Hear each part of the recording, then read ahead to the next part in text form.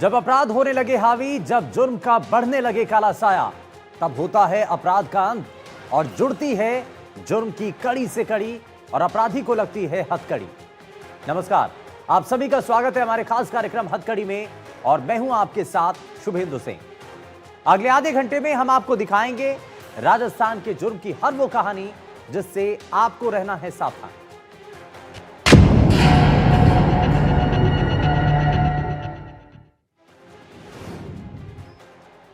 सीकर के नीमका थाना के उद्योगपति त्रिलोक चंद दीवान को मिली फिरौती की धमकी। व्हाट्सएप कॉल से 5 करोड़ की मांगी फिरौती नहीं देने पर जान से मारने की धमकी। रोहित गोदारा गैंग के नाम से मिली थी धमकी। अजमेर में बिल पर मचा बवाल, 5,800 रुपए के बिल पर हुआ विवाद। शोरूम संचालक के साथ कांग्रेस नेता ने की मारपीट, पूरी घटना सीसीटीवी में कैद। श्रीगंगानगर के अनूपगढ़ में बाइक सवार बदमाशों ने युवक पर किया हमला। हमले में श्री गौशाला का कर्मचारी घायल। सीसीटीवी में कैद हुई घटना, जांच में जुटी पुलिस। टोंक में अमोनियम नाइट्रेट मिलने का मामला, पुलिस पूछताछ में आरोपियों का खुलासा। अवैध खनन ब्लास्ट के लिए लाया गया था अमोनियम नाइट्रेट। सीकर में एसीबी की बड़ी कार्रवाई, हेड कांस्टेबल को रिश्वत लेते हुए किया ट्रैप। 10,000 की रिश्वत लेते राजेश कुमार ट्रैप। एफआईआर से नाम हटाने की एवज मिली थी रिश्वत। सवाई माधोपुर में एसीबी की रिश्वतखोरी पर कार्रवाई, 25 रुपए की रिश्वत लेते आरोपी रंगे हाथों गिरफ्तार। जिला उद्योग केंद्र का यूडीसी गिरफ्तार। जयपुर में ज्वेलर शॉप में 57 किलो चांदी लूट का मामला, पुलिस ने मामले का किया खुलासा। फरार चल रहा इनामी बदमाश गिरफ्तार। जयपुर में संगठित साइबर अपराध पर कसी नकेल, जयपुर साइबर थाना पुलिस ने की बड़ी कार्रवाई। शातिर गिरोह के 2 आरोपियों को गिरफ्तार किया, फर्जी लिंक भेजकर करते थे ठगी। जोधपुर में अवैध मादक पदार्थ तस्करी पर एक्शन, हिस्ट्री शीटर ड्रग तस्कर चढ़ा, पुलिस के हत्थे 41 ग्राम अवैध एमडी ड्रग्स बरामद की गई। जयपुर में एसओजी का बड़ा एक्शन, धोखाधड़ी का आरोपी गिरफ्तार। 6 लाख में स्कॉर्पियो देने का देता था झांसा, क्रिप्टो करेंसी में निवेश के नाम पर करता था ठगी।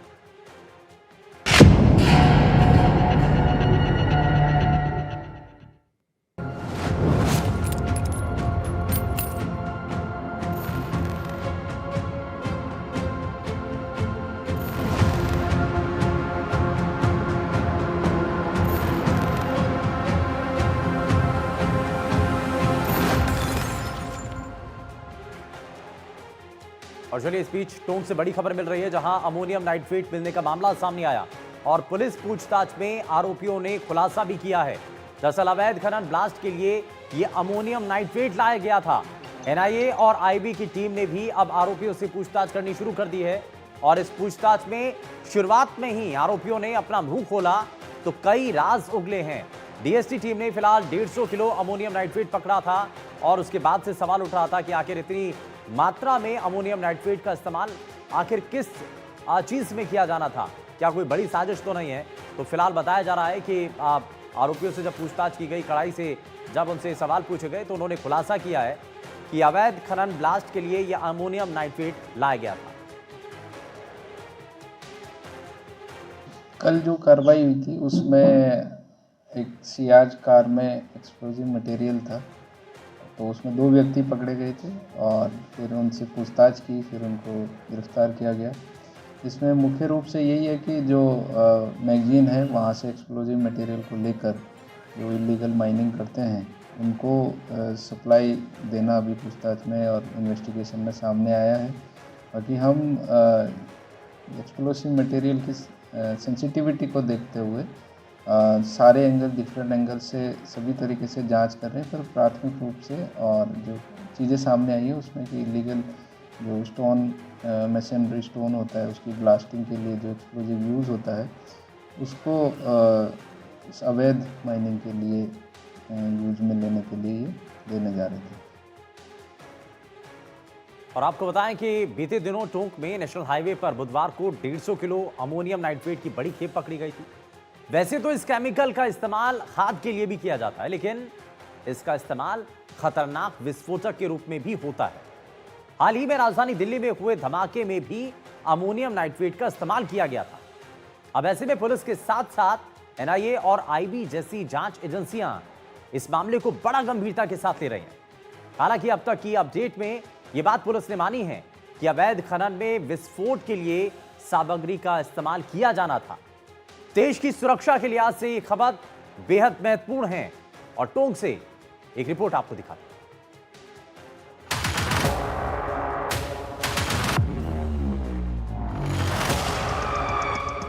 लग्जरी कार से मिला 150 किलो विस्फोटक। विस्फोटक के साथ पकड़े गए 2 आरोपी। साजिश की आशंका, एजेंसियां सतर्क। टोंक जिले से लग्जरी कार से 150 किलो अवैध विस्फोटक अमोनियम नाइट्रेट पकड़ा गया। गुरुवार की सुबह एनआईए की टीम टोंक जिले के नेशनल हाईवे 52 पर बरौनी पुलिस थाने पर पहुंची है, जहां अमोनियम नाइट्रेट के साथ पकड़े गए युवकों को गिरफ्तारी के बाद रखा गया है और पूछताछ शुरू हो चुकी है। आखिर ये विस्फोटक कहां से लाया गया था? पुलिस ने आरोपियों से गहन पूछताछ की। उसके बाद अवैध विस्फोटक के साथ पकड़े गए दोनों आरोपियों सुरेंद्र मोची और सुरेंद्र पटवा को पुलिस ने कोर्ट में पेश किया, जहां से कोर्ट ने 5 दिन के पीसी रिमांड पर पुलिस को सौंप दिया है। वहीं इस मामले में टोंक पुलिस अधीक्षक राजेश कुमार मीना ने बताया कि जो अवैध विस्फोटक सामग्री पकड़ी गई है, उसका उपयोग पहाड़ी क्षेत्र में खनन करने के काम में लिया जाना था। गिरफ्तार आरोपियों से प्रारंभिक जांच में ये बात सामने आई है। फिर भी दोनों आरोपियों से पुलिस पूछताछ कर रही है। इस मामले में कुछ और लोगों को भी डिटेन किया गया है। कल जो कार्रवाई हुई थी उसमें एक सियाज कार में एक्सप्लोजिव मटेरियल था, तो उसमें 2 व्यक्ति पकड़े गए थे और फिर उनसे पूछताछ की, फिर उनको गिरफ्तार किया गया। इसमें मुख्य रूप से यही है कि जो मैगजीन है वहाँ से एक्सप्लोजिव मटेरियल को लेकर जो इलीगल माइनिंग करते हैं उनको सप्लाई देना अभी पूछताछ में और इन्वेस्टिगेशन में सामने आया है।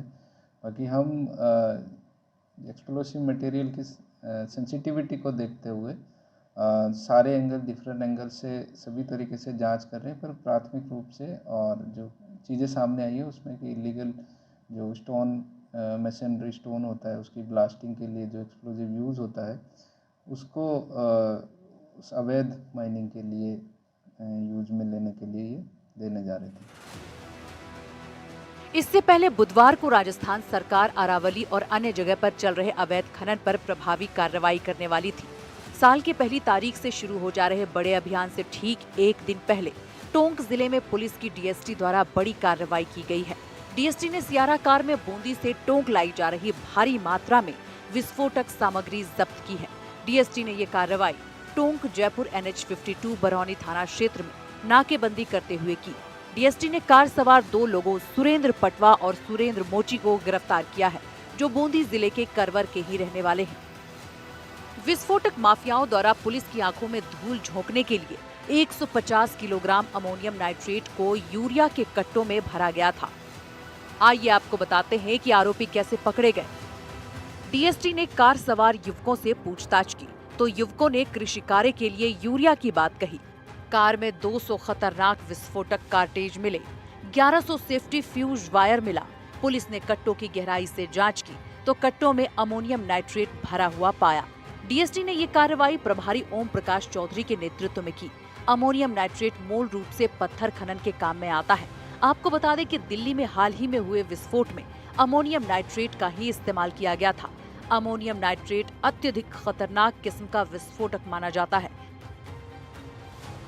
हाल ही में दिल्ली में हुए ब्लास्ट में अमोनियम नाइट्रेट से ही विस्फोट हुआ, जिसमें 13 लोगों की दर्दनाक मौत हुई थी और 24 से ज्यादा लोग घायल हुए थे। आइए आपको बताते हैं कि अमोनियम नाइट्रेट क्या होता है। खाद के लिए होता है इस्तेमाल, विस्फोटक भी बनाया जा सकता है। आसान भाषा में नमक की तरह होता है ये। अमोनियम और नाइट्रेट के आयन मौजूद होते हैं। अमोनिया नाइट्रिक एसिड के रिएक्शन से बनता है। अधिक मात्रा में अमोनियम नाइट्रेट से खाद बनाया जाता है। नमक होने के कारण ये पानी में घुल सकता है। खेती में नाइट्रेट आधारित खाद का इस्तेमाल किया जाता है। 2 तरीकों से इस्तेमाल बेहद खतरनाक हो सकता है। आग के संपर्क में आने पर जोरदार धमाका हो सकता है। ईंधन पेट्रोलियम में आसानी से घुलता है। ईंधन में घुलकर बम की तरह काम करता है। कंस्ट्रक्शन, माइनिंग में ऐसे बमों का इस्तेमाल किया जाता है। अमोनियम नाइट्रेट का मिलना और इसकी बिक्री को लेकर कड़े नियम बनाए गए हैं और इसके लिए लाइसेंस होना जरूरी है। उपयोग और बिक्री के लिए कड़े नियम हैं। नियमित निगरानी का प्रावधान। विस्फोटक अधिनियम 1884 के तहत प्रावधान 45% से अधिक मात्रा को विस्फोटक माना जाता है। आपूर्ति और उत्पादन के लिए लाइसेंस जरूरी होता है। भीड़ वाले इलाकों में ले जाने की मनाही होती है। टोंक शहर के पास और जिले में कई अवैध खाने संचालित हैं और जिला मुख्यालय से सटे अरावली के पहाड़ों और अन्य जगहों पर अवैध खनन होते हैं, जिसमें इन विस्फोटकों का उपयोग किया जाता है। एक बार इस संबंध में जितने भी फैक्ट्स हैं और जितने भी तथ्य हमारे सामने आए हैं और जो भी एस्पेक्ट है, इन सब पर अनुसंधान जारी है और इसमें संपूर्ण गहनता से अनुसंधान किया जाएगा कि कहां से ला रहा था, कौन ला रहा था, किसके पास सप्लाई करने जा रहा था। पुलिस इस बात की भी जांच कर रही है कि कहीं ये विस्फोटक किसी विध्वंसक कार्रवाई के लिए तो नहीं किया जा रहा था, क्योंकि राजस्थान में अवैध खनन एक बड़ी समस्या है और आए दिन पुलिस और खनन माफिया के टकराव की खबरें भी सामने आती रहती हैं। लेकिन इतनी बड़ी मात्रा में अमोनियम नाइट्रेट का मिलना देश और राज्य की सुरक्षा के लिहाज से भी बेहद गंभीर मामला माना जा रहा है। इसलिए सुरक्षा और जांच एजेंसियां सतर्क हो गई हैं। क्या टोंक पुलिस जो है बड़े खुलासे कर पाएगी या फिर जांच एजेंसियां जिस तरह सक्रिय हुई है वो परत दर परत जो है इस पूरे मामले का खुलासा करने में सफल होगी? सबको इंतजार इसी बात का रहेगा। लेकिन कुल मिलाकर टोंक से बड़ी खबर यही है कि अमोनियम नाइट्रेट मामले में 2 युवकों को कोर्ट में पेश किया गया और 5 दिन के रिमांड के दौरान अब पुलिस और एजेंसियां उनसे किस तरह के खुलासे कर पाती है, देखने वाली बात ये होगी। कैमरामैन रोहित के साथ रविश टेलर, एनडीटीवी, टोंक। आपको याद हो कि दिल्ली में जब धमाका हुआ था लाल किले के पास, तो उसमें जिस विस्फोटक का इस्तेमाल किया गया था वैसा ही विस्फोटक अमोनियम नाइट्रेट जब इतनी बड़ी मात्रा में राजस्थान के अंदर मिलता है तो सवाल सुरक्षा में हुई चूक को लेकर के भी उठता है कि आखिर इतनी बड़ी मात्रा में 150 किलो अमोनियम नाइट्रेट एक जगह स्टोर कर लिया जाता है और किसी को पता तक नहीं चलता। अब आप ये सोचिए कि अगर जो दिल्ली में हुआ वैसे ही कोई साजिश अगर राजस्थान में रचता, और क्योंकि सामान तो इकट्ठा कर लिया था, विस्फोटक उसके पास था, तो कोई भी बड़ा धमाका कर सकता था। यानी कि इसको सुरक्षा में चूक के तौर पर भी देखा जा रहा है। लेकिन सवाल ये कि आखिर किस स्तर पर गलतियां हुई। लेकिन फिलहाल पूछताछ की जा रही है। पूछताछ में कई खुलासे अभी तक हो चुके हैं।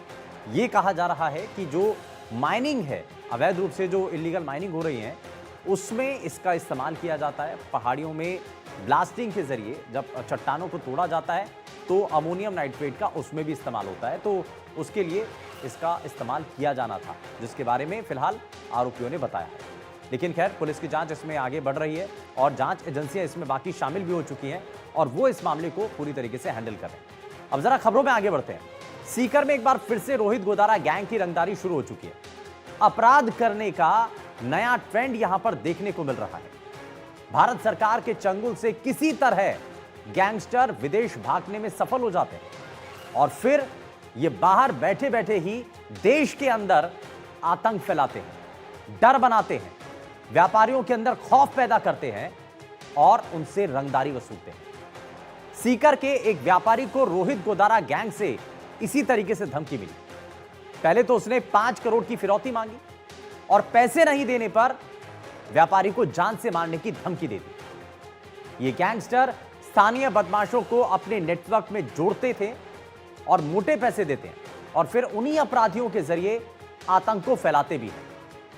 अब ऐसे में सवाल यह है कि आखिर क्यों यहां का प्रशासन अब तक किसी बड़े गैंगस्टर को पकड़ पाने में नाकाम साबित रहा है। आखिर विदेश में बैठे बड़े बड़े जो गैंगस्टर हैं, कैसे यहां के प्रशासन को ये सीधी चुनौती देते हैं। जरा आगे आपको इस रिपोर्ट के जरिए दिखाते हैं और बताते हैं कि कैसे ये सिस्टम में कुछ कमियां हैं, उसका फायदा उठाकर विदेश भाग जाते हैं।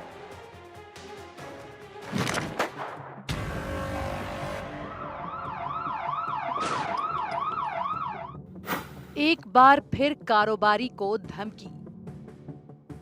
रोहित गोदारा गैंग के गुर्गे ने मांगी फिरौती। फिरौती नहीं देने पर जान से मारने की धमकी। सीकर जिले में लोगों को फिरौती के लिए धमकी मिलने का मामला बढ़ता जा रहा है। हाल ही में सीकर के नीमका थाना में पूर्व नगर पालिका चेयरमैन त्रिलोकचंद दीवान को विदेश से धमकी मिली है और इस फिरौती में विदेश में बैठे गैंगस्टर रोहित गोदारा के इशारे पर बदमाश राहुल रेनाव ने 5 करोड़ की फिरौती मांगी है। इसके बाद पुलिस ने दीवान की सुरक्षा बढ़ा दी है। दीवान को फिरौती नहीं देने पर जान से मारने की धमकी मिली है। इसके बाद उनका पूरा परिवार भी दहशत में है। आपको बता दें कि सीकर में धमकी मिलने का ये पहला मामला नहीं है। इसके पहले भी सीकर में 2025 में 1 दर्जन लोगों को इसी तरह की धमकियां मिल चुकी हैं और कई मामलों में रंगदारी की शर्तों को पूरा नहीं करने पर व्यापारी की हत्या तक कर दी गई है। बीते दिन जो है नीमका थाना के एक उद्योगपति, कांग्रेस के नेता और जो है पूर्व पालिका अध्यक्ष त्रिलोकचंद दीवान को भी जो है फिरौती की राशि की मांग को लेकर जो है व्हाट्सएप मैसेज आया है, जिसमें बदमाशों ने करीब 5 करोड़ की राशि की जो मांग की है और फिरौती की राशि नहीं देने पर जो है जान से मारने तक की धमकी दी गई है। विदेश से बैठकर रंगदारी मांगना, फिरौती न मिलने पर जान से मारने की धमकी देना और स्थानीय बदमाशों से गोलीबारी और हमले करवाना गोदारा गैंग का ये एक नया ट्रेंड बन गया है। कस्बे के एक उद्योगपति को वॉइस मैसेज से मिला था अनजान नंबरों से और उसमें फिरौती की डिमांड की है। हमारे पास पीड़ित पक्ष ने रिपोर्ट दी है, उस पर अभियोग दर्ज किया जा रहा है। शीघ्र ही उसके संबंध में इन्वेस्टिगेशन करके आरोपियों को गिरफ्तार किया जाए। कितने पैसों की धमकी मिली है? 5 करोड़ की डिमांड की है। और इस मामले में स्थानीय बदमाशों से गोदारा गैंग की 60 गांठ की बात भी सामने आ चुकी है। आइए आपको बताते हैं कि इलाके में विदेश से फिरौती मांगने और फिर जान से मारने की घटना कब कब हुई है और इसमें गोदारा गैंग कैसे सक्रिय रहा है। 3 दिसंबर 2022 को हुआ राजू ठेहट का मर्डर। बदमाशों ने घर के आगे गोली से छलनी किया। 5 दिसंबर 2023 को करनी सेना अध्यक्ष सुखदेव गोगामेड़ी की हत्या। दोनों हत्या की जिम्मेदारी गोदारा गैंग ने ली। 7 अक्टूबर 2025 को कारोबारी रमेश रुलानिया की हत्या। जिम में वर्कआउट करने गए थे रमेश रुलानिया। फरवरी 2025 में 2 व्यापारियों को गोदारा गैंग से मिली धमकी। गोदारा गैंग स्थानीय बदमाशों को अपने गैंग से जोड़ते हैं, उन्हें ज्यादा पैसों का लालच देते हैं और अच्छी लाइफस्टाइल जीने के लिए स्थानीय बदमाश गोदारा गैंग के लोगों का काम करते हैं। पहले तो विदेश से व्यापारी को धमकी दी जाती है, उसके बाद शर्तें पूरी नहीं करने के बाद स्थानीय बदमाशों की मदद से व्यापारी की हत्या या गोलीबारी जैसी वारदातों को अंजाम दिया जाता है। आइए आपको बताते हैं कि विदेश से मर्डर का प्लान कैसे बनता है। लोकल बदमाश व्यापारियों पर रखते थे नजर। कारोबारी की जानकारी गैंगस्टर को देते हैं। विदेश में बैठे गैंगस्टर व्यापारियों को धमकाते हैं। व्यापारियों से फिरौती और रंगदारी मांगते हैं। रंगदारी देने से मना करने पर व्यापारी की हत्या तक हो जाती है। हत्या से कारोबारियों में दहशत फैलाते हैं। व्यापारी या तो रंगदारी दे देते हैं या फिर उनकी हत्या हो जाती है। कुछ मामलों में तो पुलिस ने लोकल मीडिएटर को भी पकड़ा है, लेकिन ज्यादातर मामलों में आज तक पुलिस के हाथ खाली हैं। विदेश में बैठे गैंगस्टर सीकर में थोड़े से पैसों के लालच में उद्योगपतियों की रैकी करवाते हैं, इसके बाद धमकी देते हैं। पुलिस इन लोकल बदमाशों को तो पकड़ लेती है, लेकिन विदेश में बैठे गैंगस्टर्स को नहीं पकड़ पाती। रोहित गोदारा गैंग और लॉरेंस गैंग के जो गुर्गे हैं वो लगातार इस तरह की धमकियां ज़िले के जो व्यापारी, उद्योगपति और जो अन्य जो राजनेता हैं उनको लगातार दे रहे हैं और लगातार फिरौती की राशि की मांग कर रहे हैं। हालांकि जो है पुलिस प्रशासन लगातार ऐसे अपराधियों के खिलाफ कार्रवाई भी कर रहा है और आगे जो है इनके नेटवर्क की जाँच भी की जा रही है। और अब हाल ही में जो नीमका थाना में त्रिलोकचंद दीवान को इस तरह की फिरौती की राशि की जो धमकी मिली है, उसमें भी जो है कोतवाली पुलिस जो है लगातार इन्वेस्टिगेशन कर रही है और पूरे मामले की जांच कर रही है। इन घटनाओं को देखते हुए कई सवाल खड़े होते हैं। क्या कोई व्यापार न करे, कोई पैसे न कमाए, या फिर विदेश में बैठे इन गैंगस्टर्स के हाथों बस कठपुतली बनकर रह जाए और उन्हें पैसा देता रहे। करोड़ों की फिरौती मांगने वाले इन गैंगस्टर्स की दुकान कैसे चल रही है? क्या भारत सरकार के डर से भागे इन गैंगस्टर्स का कोई समाधान सरकार के पास नहीं है? और तो और इन सारी घटनाओं में स्थानीय बदमाश भी शामिल होते हैं। इस नेटवर्क और चेन को तोड़ने के लिए पुलिस क्या कुछ कर रही है? ऐसे में सबसे बड़ा सवाल ये है कि आखिरकार इन धमकी के मामलों पर रोक कब लगेगी। अब जरूरी है विदेश में बैठे बदमाशों को जल्द से जल्द पकड़ने के प्रयास किए जाएं। अब देखने की बात है कि जो हाल ही में नीम का थाना के एक व्यापारी और उद्योगपति को 5 करोड़ की राशि की जो है फिरौती की मांग की गई और उसके परिवार को जो राशि नहीं देने पर जान से मारने की जो धमकी मिली है, उसमें अब जो है पुलिस प्रशासन क्या करता है, इस बारे में भी अब जो है पूरे मामले की कोतवाली थाना पुलिस तफ्तीश कर रही है। जांच के बाद ही स्थिति स्पष्ट हो पाएगी कि आखिर जो है ये फिरौती की राशि की जो मांग की गई है वो किन बदमाशों की ओर से की गई है। हालांकि माना जा रहा है कि ये जो 5 करोड़ की राशि की फिरौती मांगी गई है वो रोहित गोदारा गैंग के राहुल रेणाऊ नाम का एक बदमाश है, उसकी ओर से जो वॉइस मैसेज करिए फिरौती की राशि मांगी गई है। सीकर से एनडीटीवी के लिए जगदेव सिंह पंवार।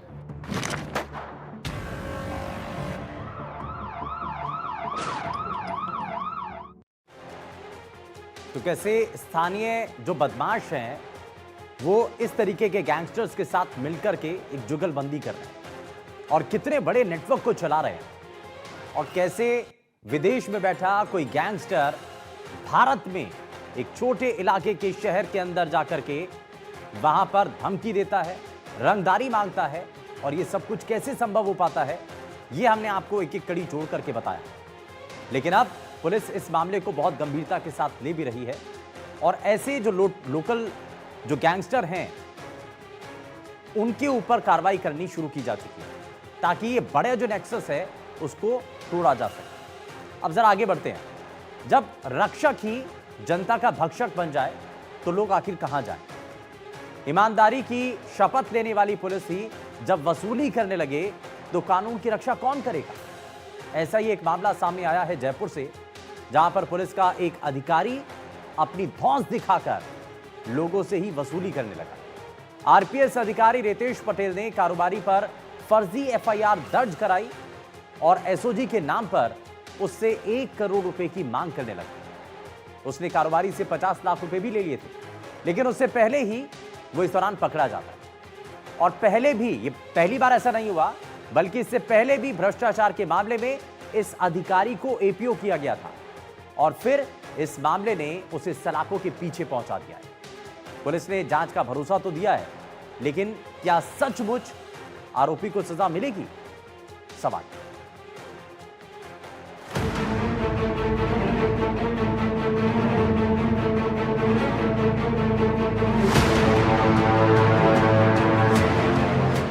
फर्जी एफआईआर और करोड़ों की रंगदारी, डर का माहौल बनाकर वसूली, क्यों पुलिस अधिकारी बन गया लुटेरा? ईमानदारी की शपथ लेने वाले पुलिस ऑफिसर जब बेईमानी की पराकाष्ठा पर उतर आए तो क्या होगा? ऐसा ही एक चौंकाने वाला मामला जयपुर से सामने आया है। जयपुर महेश नगर पुलिस आरपीएस अधिकारी रितेश पटेल को उसके केसर चौराहा आवास से हिरासत में ले लिया गया और बाद में गिरफ्तार कर लिया गया है। रितेश पटेल बजरी के लेन देन से जुड़े एक पुराने मामले में पहले से ही एपीओ चल रहा था। इसके बावजूद उस पर आरोप है कि उसने अपने पद, प्रभाव और पहचान का दुरुपयोग कर एक कारोबारी को धमकी दी है। पुलिस जांच के अनुसार आरोपी अधिकारी ने एसओजी के नाम से एक फर्जी एफआईआर तैयार की और उसे कारोबारी को भेज दिया। मकसद साफ था कि डर का माहौल बनाकर मोटी रकम वसूली जा सके। आरोप है कि रितेश पटेल ने कारोबारी से 1 करोड़ रुपए की मांग की थी, जिसमें 25 लाख रुपए ऑनलाइन और 25 लाख रुपए नगद वसूले गए। डरे हुए और परेशान कारोबारी ने सबूत जुटाने के बाद महेश नगर थाने में शिकायत दर्ज करवाई। शिकायत की प्रारंभिक जांच में आरोप सही पाए जाने पर पुलिस ने तुरंत कार्रवाई की है। 2019 बैच के आरपीएस अधिकारी हैं रितेश पटेल। डर का माहौल बनाकर वसूली का आरोप लगा है। परिवादी को धमकी देकर पैसे मांगने का आरोप है। परिवादी को डराने के लिए एसओजी की फर्जी एफआईआर भेजी गई। कारोबारी से 1 करोड़ रुपए मांगे, 25 लाख ऑनलाइन, 25 लाख नगद वसूले।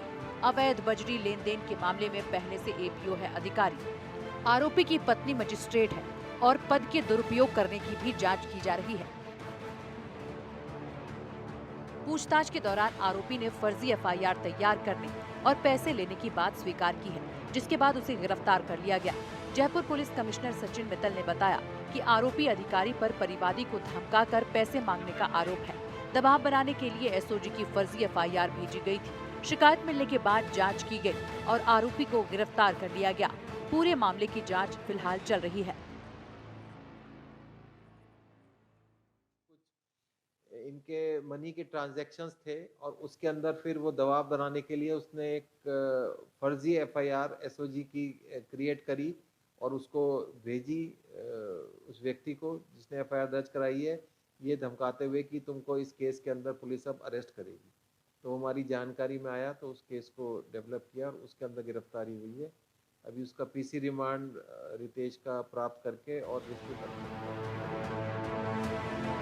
पुलिस जांच का फोकस इस बात पर है कि क्या इस तरह के फर्जीवाड़े की घटनाएं पहले भी की गई थी, क्या इसमें कोई और पुलिसकर्मी या बाहरी नेटवर्क शामिल है। ये भी जांच की जा रही है कि आरोपी ने अपने पत्नी के मजिस्ट्रेट होने के प्रभाव का इस्तेमाल कर दबाव बनाया या नहीं। पीड़ित के घर पुलिसकर्मी भेजने की भूमिका किस स्तर तक रही। आरपीएस अधिकारी रितेश पटेल का विवादों से पुराना नाता रहा है। साल 2024 में गंगापुर में पोस्टिंग के दौरान अवैध बजरी कर रहे ट्रैक्टरों को छुड़वाने के दबाव का आरोप लगा था। मामले ने सोशल मीडिया पे तूल पकड़ा तो उन्हें एपीओ किया गया था। रितेश पटेल इससे पहले भी विवादों में रह चुका है। साल 2024 में गंगापुर इलाके में अवैध बजरी से जुड़े मामले में ट्रैक्टर छुड़वाने के दबाव के आरोप लगे थे। उसी मामले में उसे एपीओ किया गया था। अब नई गिरफ्तारी ने एक बार फिर पुलिस सिस्टम की आंतरिक निगरानी और जवाबदेही पर सवाल खड़े कर दिए हैं। जयपुर पुलिस की ये कार्रवाई सिस्टम के भीतर भ्रष्टाचार पर सख्त संदेश मानी जा रही है। अब निगाहें इस बात पर टिकी हैं कि जांच में और कितनी परतें खुलती हैं, क्या आरोपी को कड़ी सजा मिलती है। एनडीटीवी के लिए जयपुर से सुशांत पारीक की रिपोर्ट। और हमारी खास पेशकश में फिलहाल के लिए बस इतना ही, लेकिन तमाम बड़ी खबरों को जानने के लिए आप बने रहिए एनडीटीवी राजस्थान के साथ। नमस्कार।